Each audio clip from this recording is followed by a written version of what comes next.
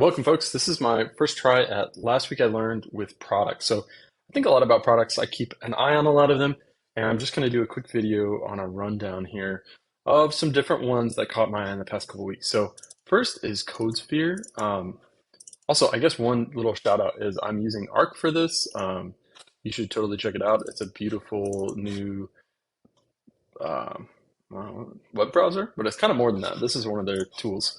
It's called an easel. But okay, so the first one up is CodeSphere, right? And this is, I'm kind of confused about this one, to be honest. I think I'm really curious about a few things here. One, I would love to know how it differentiates from GitHub Code Spaces. I think that's an incredible product. I've never used it in production, but I think it's a brilliant idea. I first read about it in an article that was mentioned in one of my newsletters that talked about doing web development on an iPad, and he would just use code spaces. And the beauty of it is you can basically one button click and have everything set up and start coding right away. And it looks like CodeSphere is able to do that, right? That's really interesting. And what I'm curious about, though, is how it differentiates from code spaces. The nice thing about code spaces, it's integrated with GitHub Actions. It's integrated with your, everything GitHub has to offer. I'm not sure how code spaces is differentiating themselves, but I wanted to feature this because I think cloud development is not as adopted as it should be, right? We talk a lot about AI, and I think the adoption has been really fast there. But I think developing in the cloud and sharing workspaces in that way could solve a lot of problems. I mean, I run into so often where my setup is slightly different than someone else's, and it takes a long time to debug. Running in the cloud completely eliminates that problem, and I think it's really powerful. So I don't know about CodeSphere. I'd love to hear from them how they differentiate, but it's an interesting product. Next up is Palette Hunt, which I desperately need. I'm going to try this one out, and you'll find it probably in my next newsletter.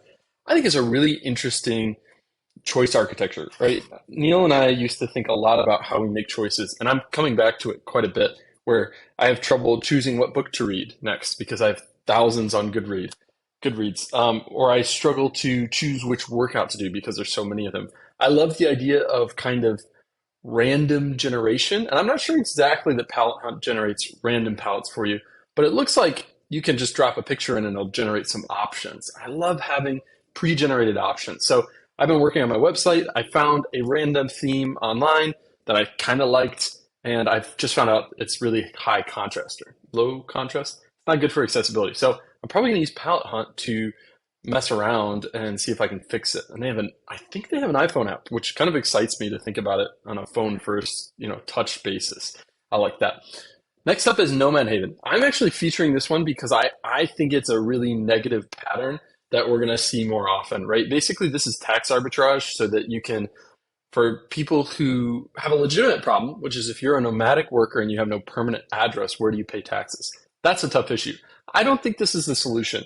Basically, what they're doing is setting it up so that South Dakota, which has really low income tax, I assume, is your home residency and you pay less taxes. I am with Ramit Sethi here in that taxes are really valuable and they provide a lot for us and provide a lot of value.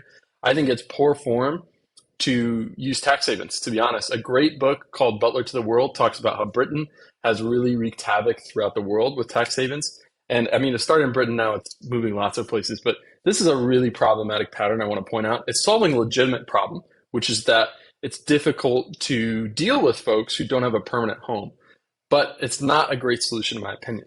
Finally, Minerva AI. I love this. I think it's really smart when you're building a startup, at least from the outside, to piggyback off of something else. Now, there's a real risk with this approach, right? LinkedIn could disable this Chrome extension in some way or push back against it. I don't know that that's going to happen. What they're doing, though, is taking a really specific niche problem and applying LLMs or chatbots to it. I think this is super smart. It's a great niche. Lots of people struggle with writing professional and somewhat risky messages to reach out to people. And I think AI has a perfect application here. I love this. I'm going to be keeping an eye on Minerva AI.